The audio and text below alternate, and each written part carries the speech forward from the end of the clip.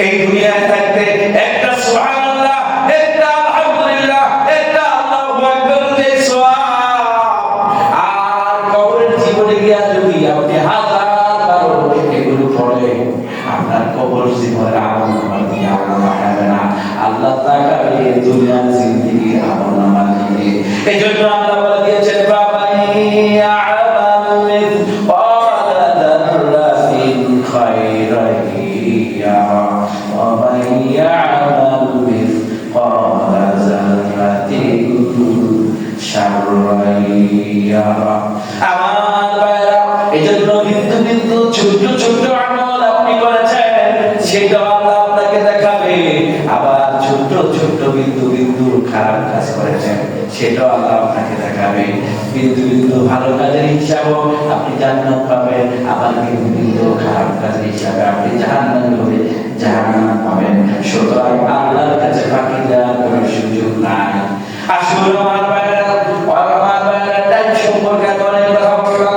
আল্লাহ সূরা আসরের কসমকে মহাকালের শপথ করে, যুগের শপথ করে বলেন, ইন্নাল ইনসানা লাফি খুসর, নিশ্চয়ই মানুষ ক্ষতিগ্রস্ততার মধ্যে আছে।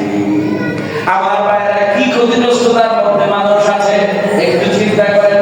মানুষ যখন খারাপ কাজ করে, আমার ভাইরা ঈমান আল্লাহর প্রতি নেক আমল করে না, মানুষ যখন নিজের মতো করে নিজের জীবন চালায়, ওই সকল মানুষেরা যারা নিজের মতো করে নিজের জীবন চালায়, কোরআন মানে না, হাদিস মানে না, ঈমান নাই, কাফের মুশরিক বেঈমান হয়ে দুনিয়াতে ঘুরে বেড়ায়, আল্লাহ রাব্বুল আলামিন বলেন তারা একমাত্র ক্ষতির মধ্যে রয়েছে। আমার ভাইরা, এই কথাটা আল্লাহ এভাবে বলেন, ইল্লাল্লাযীনা আমানু ওয়া আমিলুস সালিহাতি ওয়া তাওয়াসাউ বিল হাক্কি ওয়া তাওয়াসাউ বিস সাবর। আল্লাহ রাব্বুল আলামিন বলেন ক্ষতির মধ্যে রয়েছে, নিশ্চিতভাবে আল্লাহ বলেছেন, এখানে তাকিদ ব্যবহার করেছেন, প্রথমে আল্লাহ কসম করেছেন, তারপরে বলেছেন মানুষ, নিশ্চয়ই মানুষ ক্ষতিগ্রস্ততার মধ্যে রয়েছে। আল্লাহ বলেন তারা ব্যতীত, তারা কারা? যারা হলো যারা মুমিন, তারা ক্ষতিগ্রস্ততার মধ্যে নাই।